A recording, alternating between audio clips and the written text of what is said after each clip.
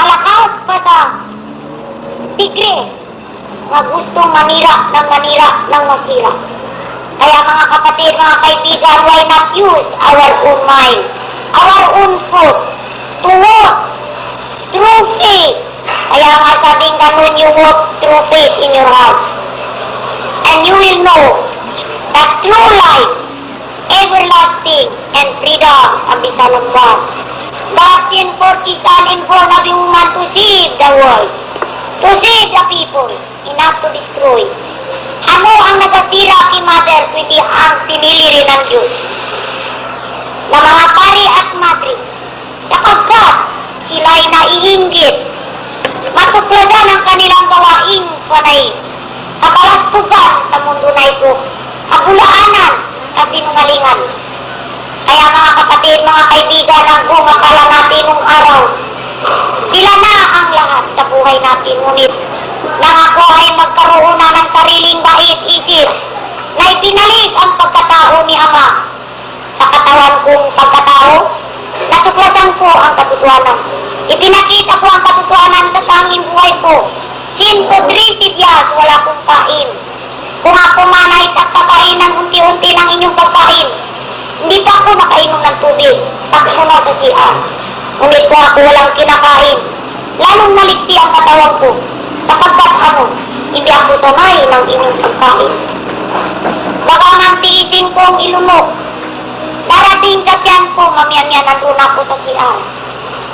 Kaya mga kaibigan, habang ako'y nag-aaral ng inyong pagkain, lalo naman akong nagtitiis. Masarap pa sa buhay ko ang tubig lamang, asin, at kape kuminsan gatas. Kayo ba'y mabubuhay sa ganyang paraan? Ang mga madri kayang nag-BI-BI sa akin at para'y mabuhay sa sintotriti na parang tubig, asin, ang kinakain, iniinom. Kaya mga kapatid, mga kaibigan, kung ang asin ay ang mawala pa sa panglasa ko, lahat kayo wala ng panglasa sa pagkain. Behold me, my people, because the world cannot behold now. Kaya, hindi na ako maaaring ibalik sa pinanggalingan ko. Dito na ang aking palasyo. Bangka Davao ang napili ni Jesus Joseph. Napatayuan ko kung saan siya naroon ako. Kaya mga kapatid, mga kaibigan, love one another as God loves you all. And good luck to dear. Happy Easter Day, March 26, 1978. Happy Easter Day to all of you. Never let me surrender to the wicked one, let him surrender indeed. Father, keep me from grieving to the Holy Spirit. In Jesus Joseph's name, I pray for the whole courtiers and the whole people of this whole world, especially my followers and my choir. Nakaloob mo sa kanila ang kabutiang isipan ni Jesus Joseph, bagong buhay. And truth, I love each one of you, and not only I, but also all those who have come to know the truth. His truth shall be thy shield. Yan ang ilagay ninyo sa isipan ninyo, mga kapatid, mga kaibigan. Lalong-lalo na sa mga pari at madre. Isipin ang mabuti, huwag ang ikasamahan ng kapwa, lalong-lalo na si Mother kahapon, at hanggang ngayon inyo pang pinaispiyahan. Dagan salamat ninyo taga Iloilo at taga Davao na mga pari. Madre nga nangabiyay-biyay na po diri sa bangkal. Good luck po diyan. One rather goes with all, and all with one. So in one, I am not alone, I'm still three of us.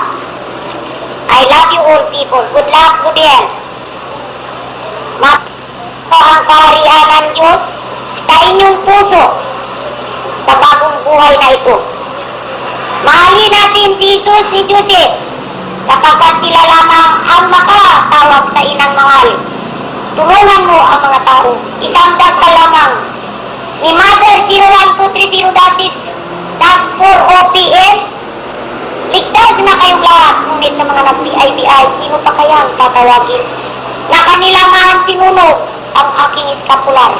Ama, Anak, Espiritu, kasama ng Catholic Faith, in every Catholic home. Let us listen to the reading of 1 John chapter 5 verses 6 to 10. Jesus Christ, it is who came through water and blood, not in water only, but in water and in blood. It is the Spirit who testifies today, and the Spirit is truth.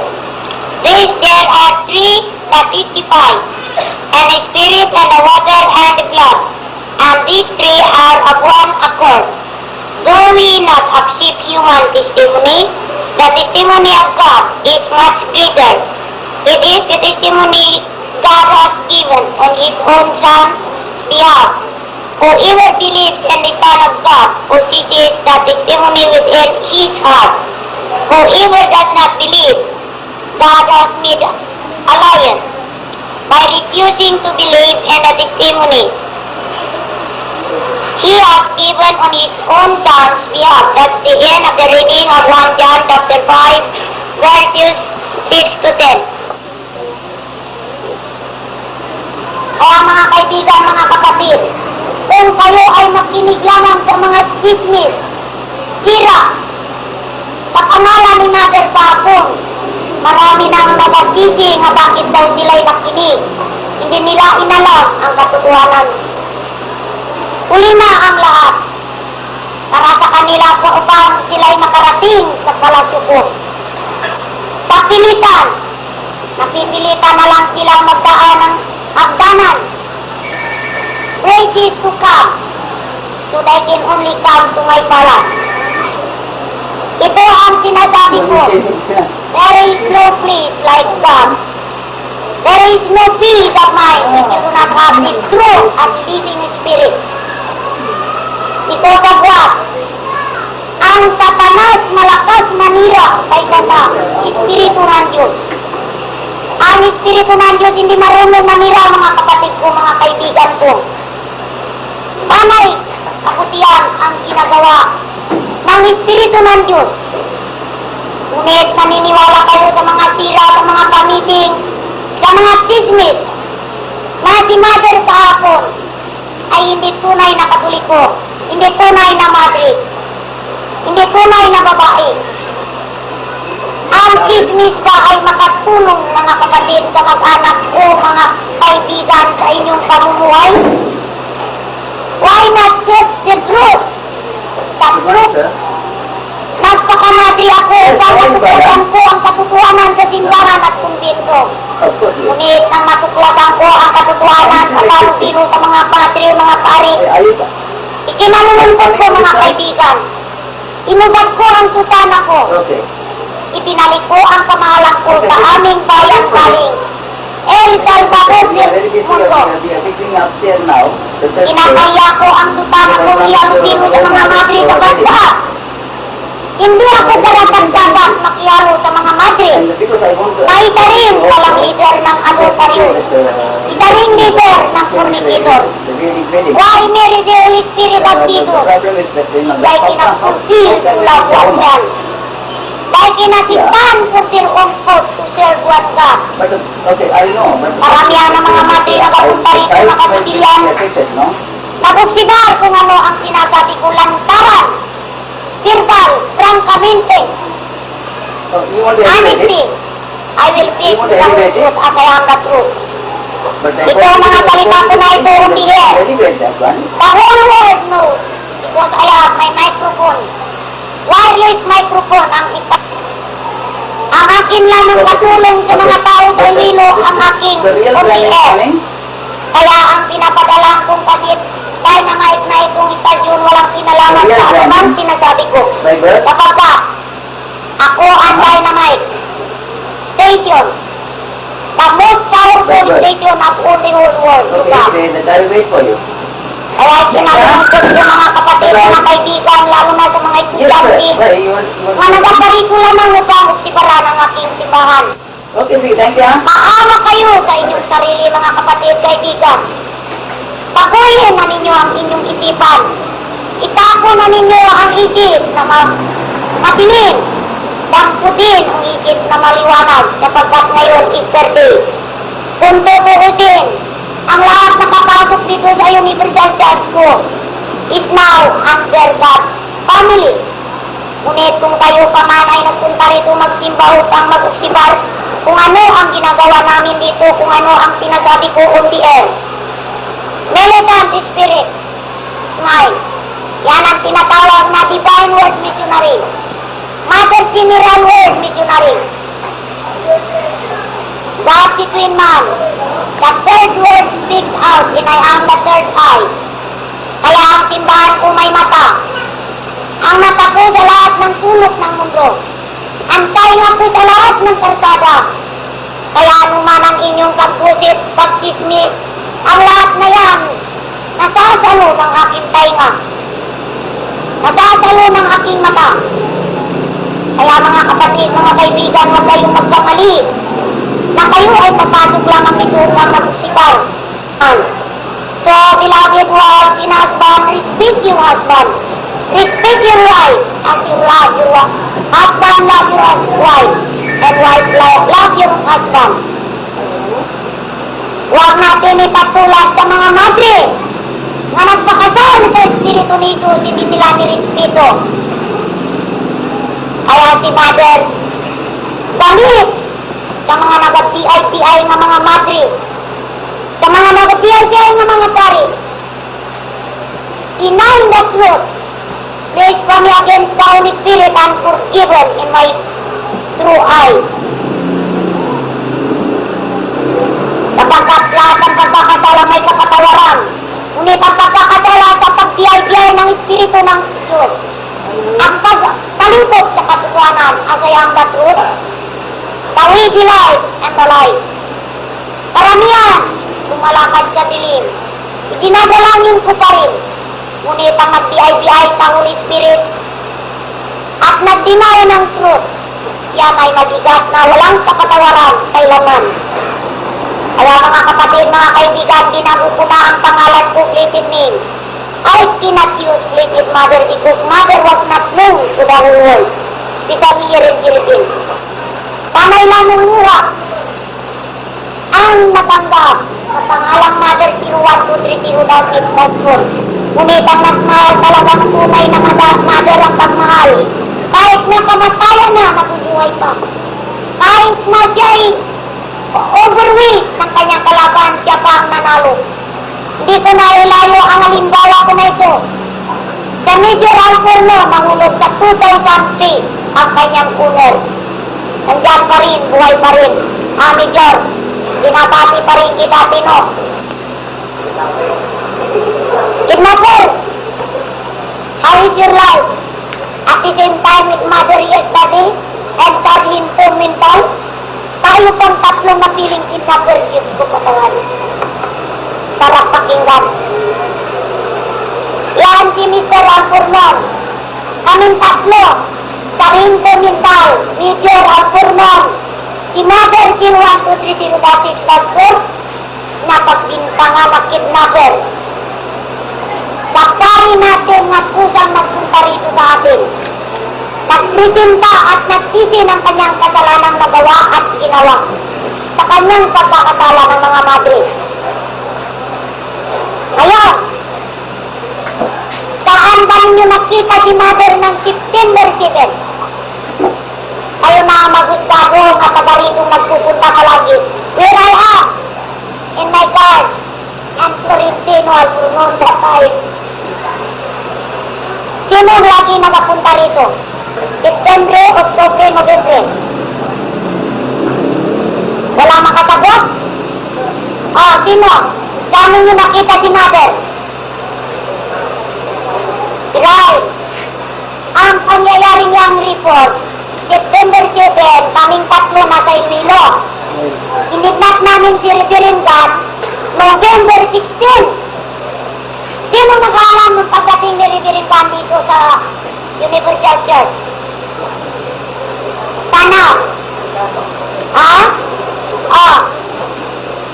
Sino?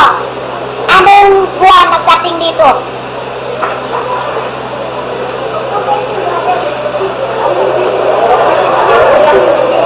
Mali. Kung punta niya dito, October 22. Pangalawang punta niya, November 10. Ang nangyaring pag-kidnap, November 16. Nauna ba ang kinidnap sa nag-kidnap? Kaya mga kapatid, mga kaibigan, di pa nyo naalala noon? Mahal na araw din ang pagtintang kay Jesus. Ganyan din ang nangyayari ni Mother kahapon. Dali, na-accuse ng walang natin ng isang simbahan. Babayad at babayad sila ng ural, destination. Akala nila inusin si Mother kahapon. Ngayon pa, dalaga-dalaga. Habulin ko ang puri ko. Magkano po ikuan mo? Charge mo, Tino. Doon, mahina ako kayong civil. Kapagkat, siri yata. Legit yata. 20,000 is for my oral definition. Otherwise, lutukin. Hindi ko lalaglag ang 20 mil ko porque ang parangalan completed ni ang naabulin ko. Ikaw, Tarindo. 8,000. At 10,000. Bakit ang sa'yo kababa?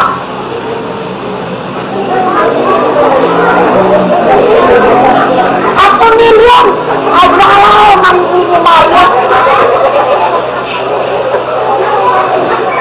Philippine Army, 2 million. Philippine Constabulary, 10,000. Ang Philippine Boy Scout 20. Kaya mga kapatid, mga kaibigan, ganyan na ganyan din ang nangyari kay Jesus. Pinagbintangan na walang pagkakasala.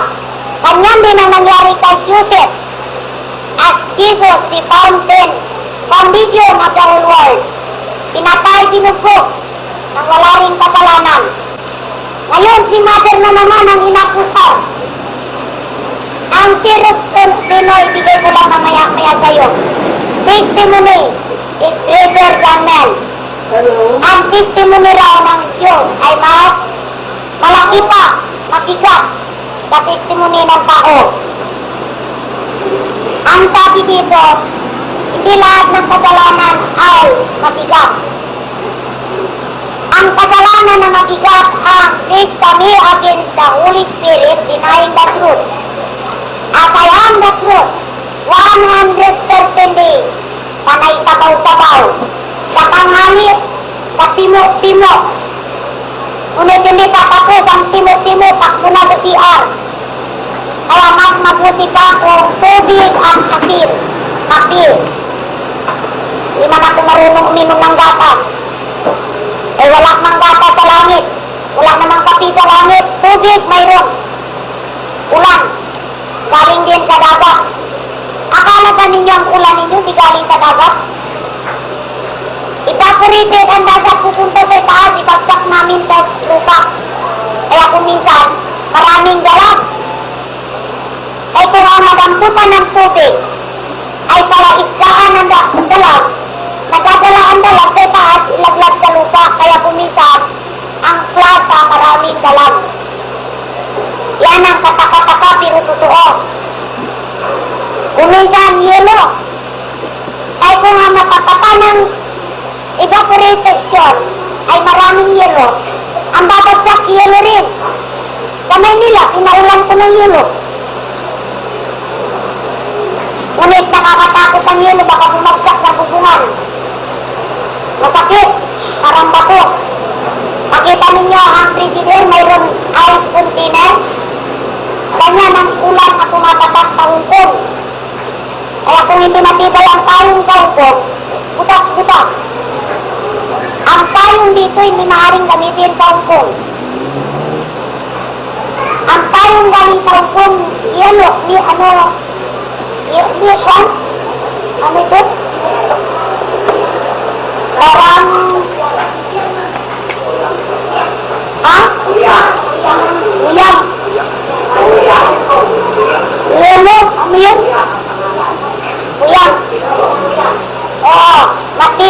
yan ng bagsak ng nilo, hindi masira. Nylon, para nylon. Uyang daw. Marami pa hindi nakakumunyon, kumila na. Not all sin are deadly. Dalawa lang sa pagkakala.